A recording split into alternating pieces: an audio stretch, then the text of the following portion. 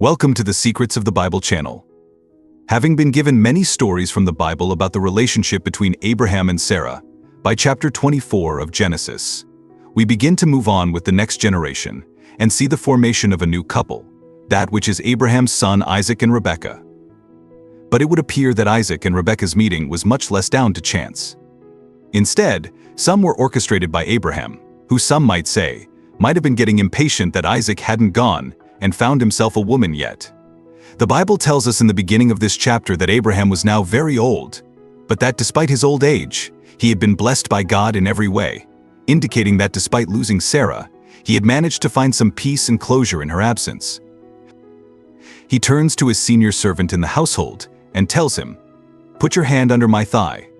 I want you to swear by the Lord, the God of heaven and the God of earth, that you will not get a wife for my son from the daughters of the Canaanites, among whom I am living, but will go to my country and my own relatives and get a wife for my son Isaac."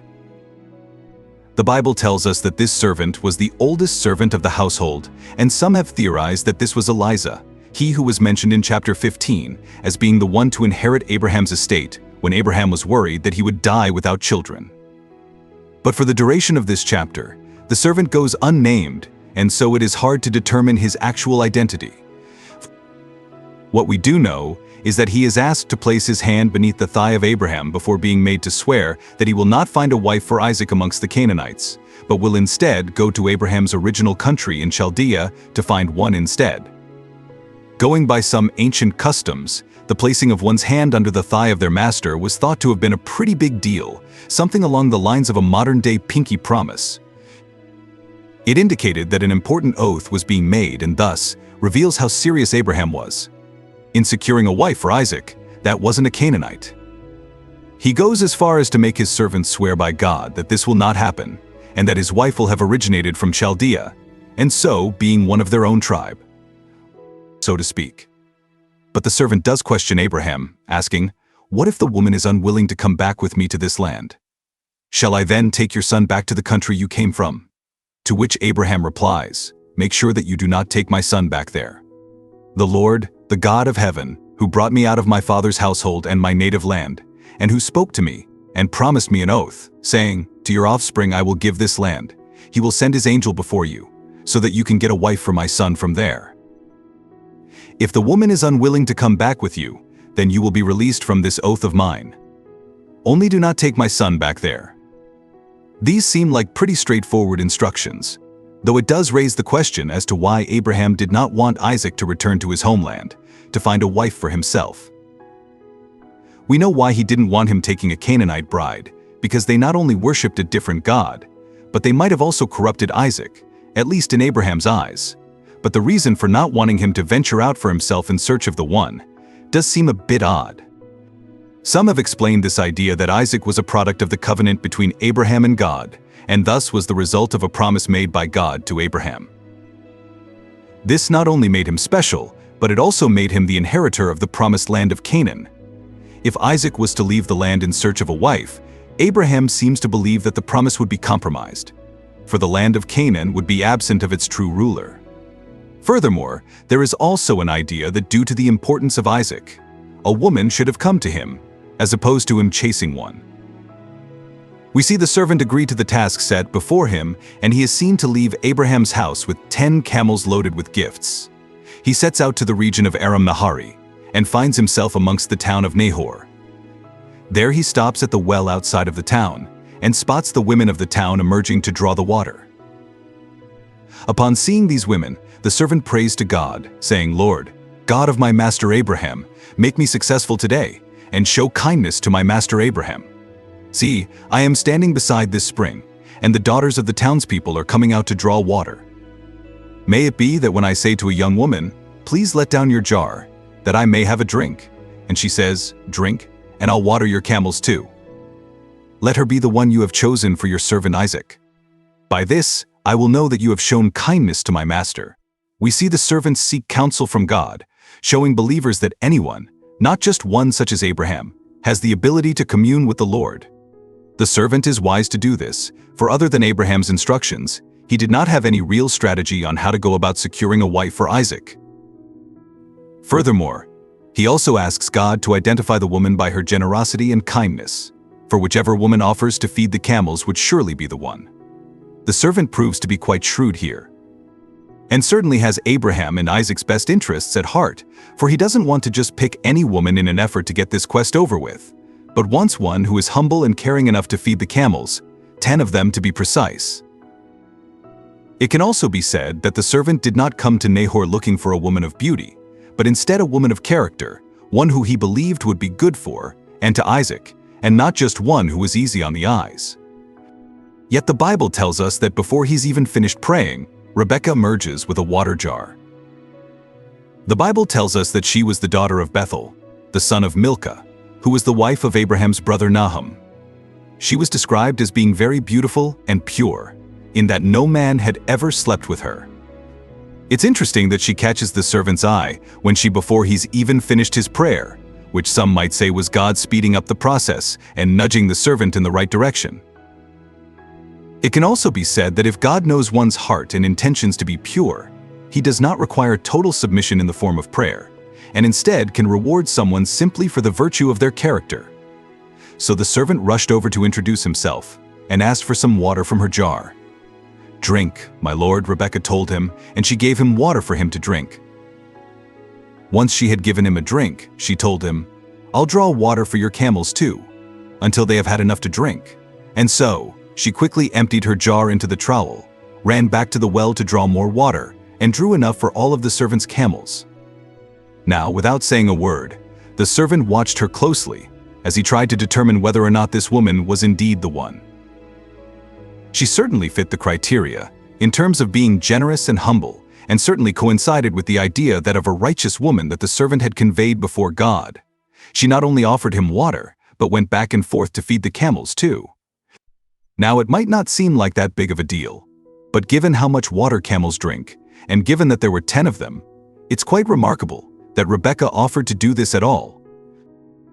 This is perhaps why the servant watches her so intently as she performs this task, not just because he is amazed by her, but also because he wanted to make sure that she was a woman of her word. Once Rebekah had finished feeding the camels, their servant took out a nose ring and 2 golden bracelets, for which we can presume he offered to her as payment for her service, but also because it showed that he came from a master who was very wealthy.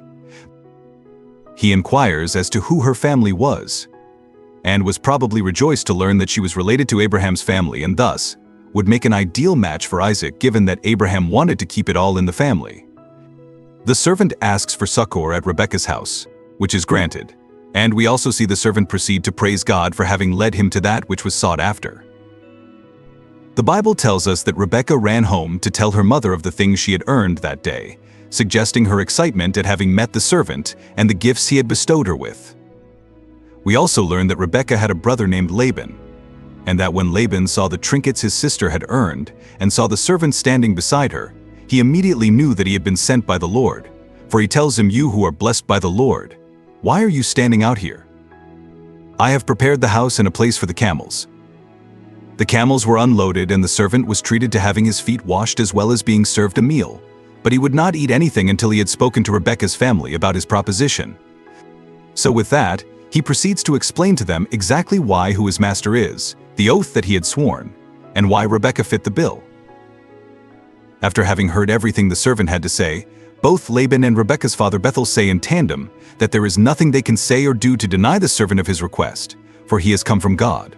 With that, they are very quick to offer up Rebekah and tell the servant, "Here is Rebekah, take her and go, and let her become the wife of your master's son, as the Lord has directed." Yet again, the servant bows to the ground before the Lord, before producing more articles of gold, silver, and clothing to give to Rebekah.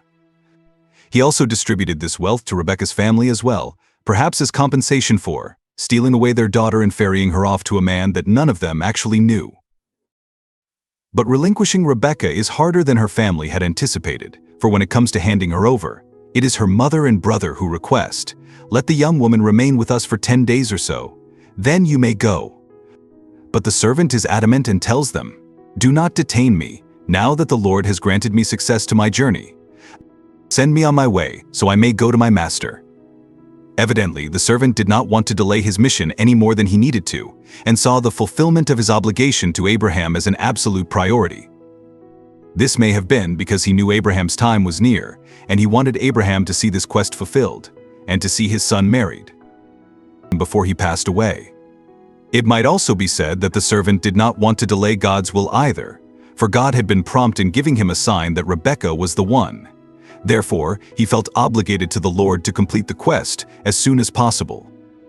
Yet despite this, Rebekah's family still argue for the extra 10 days and call for Rebekah to decide, asking, "Will you go with this man?" And to their disappointment, Rebekah bravely tells them, "I will go." It can be said that this was pretty bold of Rebekah, and that her willingness to leave behind her home and virtually everything she had ever known is pretty courageous. She had no idea that the servant was who he said he was, nor what type of man Isaac would be when she met him. Yet it is suggested that she put her faith in God, and God saw her delivered safely because of it.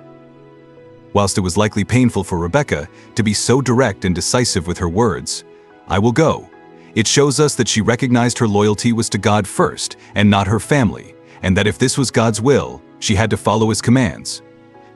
With this, her family has no choice but to send her on her way with the servant, though they do give her their blessing, saying, "Our sister, may you increase to thousands upon thousands.